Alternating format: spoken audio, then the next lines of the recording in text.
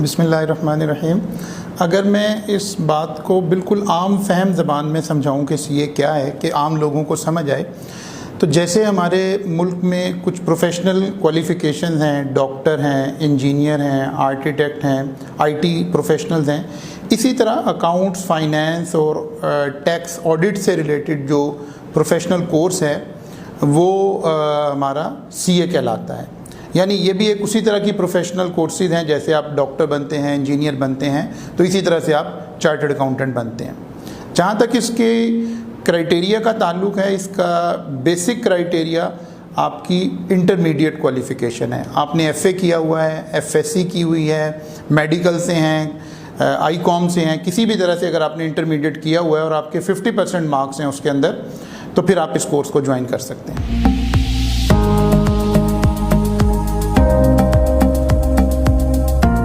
अगर हम इसके ऊपर बात करें कि किन बच्चों को सीए करना चाहिए, तो मैं इनको अमूमी तौर पर दो कैटेगरीज़ में डिवाइड करता हूँ। एक तो वो बच्चे हैं जिन्होंने बिल्कुल बचपन से ख्वाब देखा था, पेरेंट्स ने भी यही बताया था, असातिज़ा ने भी यही मोटिवेट किया हुआ था कि आपको डॉक्टर बनना है, आपको इंजीनियर बनना है, और वो एफर्ट भी कर रहे थे, मार्क्स भी ले रहे थे। लेकिन जब अब फाइनल उनका ग्रेड बन रहा है तो उन्हें नज़र आ रहा है कि वो कोई 1-2%, 3% से अपना टारगेट अचीव नहीं कर पा रहे। आइडियली ये वो बच्चे हैं जिनको इस कोर्स को ज्वाइन करना चाहिए। ये एक बहुत अच्छा कोर्स है, आप सीए ज्वाइन करें। आप सारा प्रोफेशन, क्योंकि आप पहले से पढ़ने वाले बच्चे हैं, मेहनत करने वाले बच्चे हैं, आपके पास ज़ाहिर है एक लाइन आ जाती है कि आप शायद प्राइवेट मेडिकल कर लें, प्राइवेट इंजीनियरिंग कर लें। अगर आज के दौर में आप बैठ के सारे हालात को देखें, सबसे पहले तो अपने पेरेंट्स की अफोर्डेबिलिटी आपको देखनी होगी। 60-70 लाख रुपया ऑन एवरेज खर्च हो जाता है अगर आप प्राइवेट मेडिकल से एमबीबीएस करके बाहर आ रहे हैं। उससे कहीं ज़्यादा अच्छा करियर होगा आपका, उससे कहीं ज़्यादा अच्छी आपकी अर्निंग होगी, रिस्पेक्ट होगी, सोशल स्टेटस होगा अगर आप सीए करेंगे।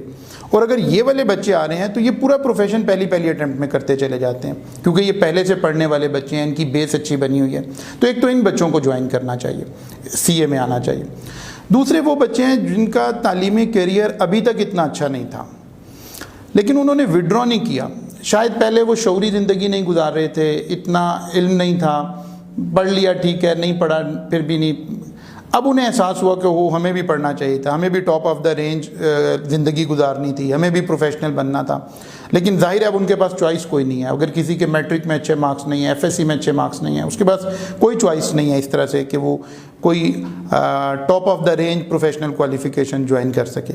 लेकिन अगर इन बच्चों ने हिम्मत हारी नहीं है और इन्होंने गिव अप नहीं किया है, तो इनके पास बड़ा अच्छा चांस है कि ये सीए को ज्वाइन करें, यहाँ से मेहनत शुरू करें। इस कोर्स में ऐसा भी नहीं है कि कोई बहुत पहले आपका पिछला बैकग्राउंड कैसा है, आपका पहली मार्क्स बहुत अच्छे हैं। 50% अगर आपके मार्क्स हैं आप ज्वाइन कर सकते हैं। आप आकर परफॉर्म करें और क्वालिफाई करें और बेहतरीन ज़िंदगी गुजारें। तो इस तरह से दो ग्रुप हैं जिनको ये ज़रूर ज्वाइन करना चाहिए।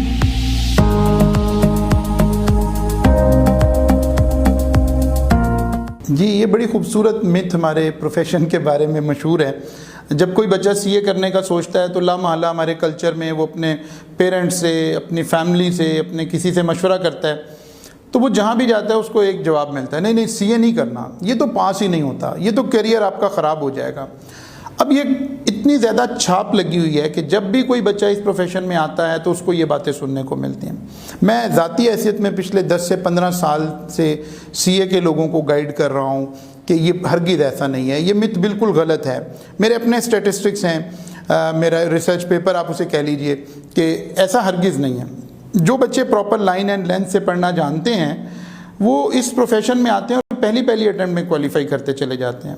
मैं अभी पिछले सेशन का आपको एक किस्सा सुनाता हूँ। एक बच्ची मेरी क्लास में आई और फर्स्ट डे पे होता है कि थोड़ा सा आप बच्चों के साथ इंटरेक्शन में होते हैं, आप क्या कर रहे थे, क्या था। तो बच्ची कहने लगी कि सर मैं तो डॉक्टर बनने के लिए पैदा हुई थी, लेकिन मेरे मार्क्स नहीं आए, मेरे फादर मुझे प्राइवेट वो नहीं करवा रहे हैं, एमबीबीएस नहीं करवा रहे हैं, और मैं अब सीए करने का मैंने सोच लिया। उसकी आंखों में नमी थी जब वो ये बातें कर रही थी। यानी मुझे देखकर ये हो रहा था कि इसको कितना शौक़ था एमबीए मेडिकल करने का। क्योंकि बच्ची पढ़ने वाली थी, इस प्रोफेशन में आ गई। उसने पहला ही जो हमारा एग्ज़ाम हुआ उसमें मेरिट सर्टिफिकेट लिया। मेरिट सर्टिफिकेट का मतलब है कि एक सब्जेक्ट में उसने टॉप किया और आज माशाल्लाह वो इस प्रोफेशन में आगे चल रही है, और ये पूरा प्रोफेशन वो अल्लाह ने चाहा तो पहली अटेम्प्ट में क्वालिफाई करती चली जाएगी। असल में इस प्रोफेशन में पढ़ने का एक ख़ास स्टाइल है, जो बच्चे उसको समझ जाते हैं उनके लिए प्रोफेशन बिल्कुल आसान है। अगर मैं ऐसे कहूँ कि इस प्रोफेशन में मेहनत जो बच्चे FSC में 80-85% मार्क्स लेकर आए हैं, जितनी एफ़र्ट उन्होंने की है उससे कम एफ़र्ट करनी पड़ेगी और ये पास हो जाएंगे पहली अटेम्प्ट में। तो बहुत सारे लोगों के लिए ये बात एक बिल्कुल नई होगी, वो कहेंगे ये क्या आप कह रहे हैं।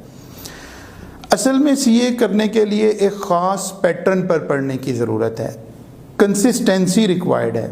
जैसे ही आपका एक सेशन शुरू हुआ, हमारे 6 मंथ में ऑन एवरेज बच्चे ने 3 पेपर देने होते, तो 6 मंथ्स का आपका सेशन शुरू हुआ, आपको 3 पेपर के लिए कॉलेज जाना पड़ेगा ऑन एवरेज 4-4.5 घंटे के लिए। हमारे इस प्रोफेशन में कोई ट्यूशन नहीं होती, बच्चे ने शाम में कहीं ट्यूशन पढ़ने नहीं जाना, 3-3.5 घंटे 4 घंटे उसने कॉलेज में स्पेंड किए हैं। उसके बाद ऑन एवरेज इसे हर सब्जेक्ट को 1.5 घंटा रोज़ाना पढ़ना है, 1.5 आवर इसने घर आके पढ़ना है, यानी 3 सब्जेक्ट अगर आप देखें तो 4.5 घंटे। अगर ये बच्चा 4.5 घंटे रोज़ाना पढ़ता है कंसिस्टेंसी के साथ, ये कभी फेल नहीं हो सकता।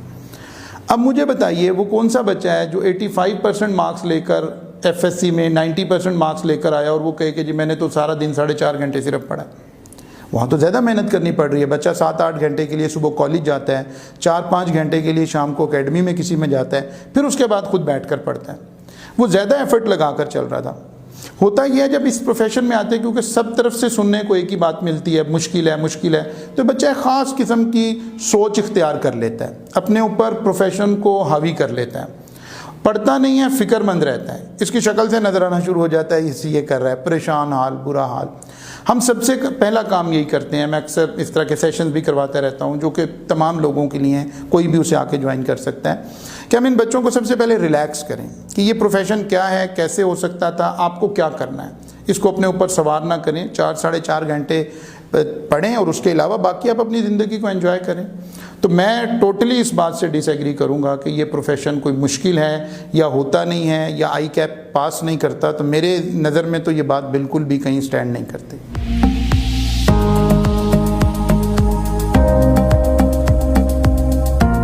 बहुत खूबसूरत। असल जगह पर तो आप बल्कि सवाल को ले आए, जहाँ से फ़िल्म का आगाज़ होना चाहिए था वो सीन पर आ गए। वो जो पिछले वाला सवाल आपका था ना जी, कि लोगों का ख्याल है ये प्रोफेशन नहीं होता, और जब लोग इसको सुनते हैं तो पेरेंट्स भी उसी जहन का शिकार हो गए कि ये एक बड़ा मुश्किल कोर्स है, अब पास होगा बस अल्लाह खैर करे, बच्चा लगा रहेगा, आहिस्ता आहिस्ता कभी पास हो जाएगा। हालांकि यही पेरेंट्स थे जो FSC तक अपने बच्चे के ऊपर एक पूरा पेरेंटल कंट्रोल रखे हुए थे, रोज़ाना उसको मॉनिटर करते थे, मेरे बेटे ने आज कितने बजे तक पढ़ा है। बल्कि अगर बेटा रात 12 बजे तक पढ़ रहा है तो माँ भी नहीं सो रही है, वो उसको सिर्फ ऑब्जर्व करने के लिए जाग रही है कि मेरा बेटा पढ़ रहा है, मेरा बेटा पढ़ रहा है, मेरी बेटी पढ़ रही है। लेकिन जैसे ये CA में आते हैं तो पेरेंट्स भी जो हैं वो अपना कंट्रोल औलाद के ऊपर उस तरह से नहीं रख रहे होते जैसे वो FSC में रख रहे थे। अगर पेरेंट्स अपना कंट्रोल जारी रखें, अपने बेटे को ऑब्जर्व करें कि क्या ये 4 घंटे 5 घंटे रोज़ाना पढ़ रहा है डेली बेसिस पर, तो फिर देखें 100% रिजल्ट आने शुरू हो जाएंगे। तो पेरेंट्स की बड़ी अहम जिम्मेदारी है इसके अंदर, उन्हें बच्चे को कंटिन्यूसली ऑब्जर्व करना चाहिए। अगर वो जाहिर है किसी कॉलेज में पढ़ने जा रहा है तो कभी महीने में 15 दिन में उस कॉलेज से राब्ते में आइए, देखिए आपका बच्चा क्या ग्रेड्स ले रहा है, कहाँ चल रहा है, उसके टीचर से मिलिए। आपको इस प्रोफेशन से कोई आगाही नहीं है, क्योंकि एक पेरेंट के कंट्रोल ना रखने की रीज़न ये भी है ना कि वो इस प्रोफेशन को जानते नहीं हैं। तो बहुत सारे लोग हैं जो वॉलंटियर हैं, जो लोगों को बताना चाहते हैं, मैं खुद उसमें शामिल हूँ, हमारे से रहनुमाई हासिल कर लें, किसी वक्त हमारे से राब्ते में आइए ताकि हम बता सकें कि आप कैसे अपने बच्चे को कैरी करेंगे ताकि वो इस प्रोफेशन को क्वालिफाई करे और इंशाल्लाह ज़िंदगी में चार्टर्ड अकाउंटेंट बनकर ज़िंदगी गुजारे।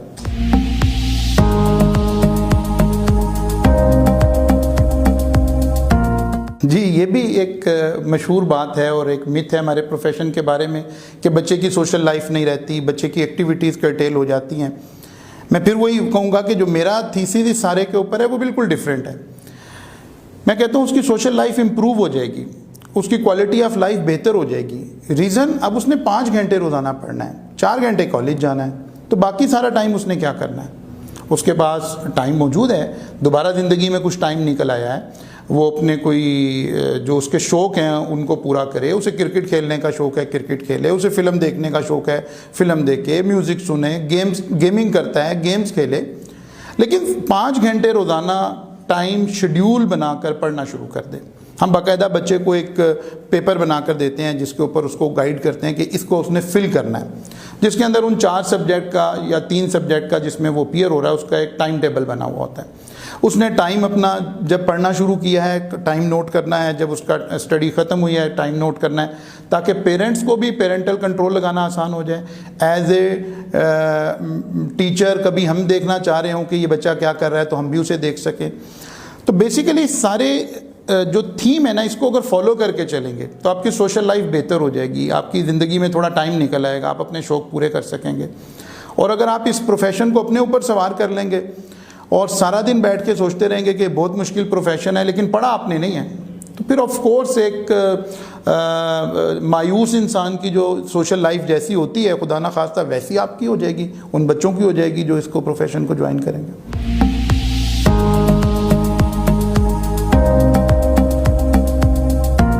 सर मुझसे किसी भी तरह से राब्ते में आए, वो एक तो मेरा व्हाट्सएप नंबर आ रहा होगा आपके पास स्क्रीन पर, आप उस नंबर के थ्रू मुझे रब्ता कर लीजिए, व्हाट्सएप कर लीजिए, वहाँ से खुद ही राब्ते का एक सिलसिला शुरू हो जाएगा। फेसबुक पे रब्ता कर लीजिए। मैं साथ ही इसमें एक छोटी सी बात ऐड करता चलूँ, ज़ाहिर है मेरा ताल्लुक़ टीचिंग से भी है, तो शायद कुछ लोगों को लगे कि मैं किसी इंस्टीट्यूट को प्रमोट करना चाह रहा हूँ या कुछ भी नहीं, मैं सीए को प्रमोट करना चाहता हूँ। आप पूरे पाकिस्तान में, बल्कि पाकिस्तान से बाहर भी अभी ये कोर्स ऑफ़र हो रहा होता है, जहाँ से भी ये कर रहे हैं, मैं किसी भी हैसियत में अगर आपकी रहनुमाई कर सकूँगा तो मुझे खुशी होगी इसमें, आपको गाइड करके, आपको रहनुमाई प्रोवाइड करके, स्टूडेंट्स को रहनुमाई प्रोवाइड करके। तो एनी टाइम आप मुझे व्हाट्सएप कर दें। व्हाट्सएप में ज़रा सहूलत ये हो जाती है कि आपने उस वक्त कॉल नहीं भी ली, मैसेज नहीं भी लिया, तो बाद में आप राब्ते में आ सकेंगे। तो मेरा व्हाट्सएप नंबर है, आप किसी वक्त भी मेरे से राब्ते में रह सकते हैं इंशाल्लाह।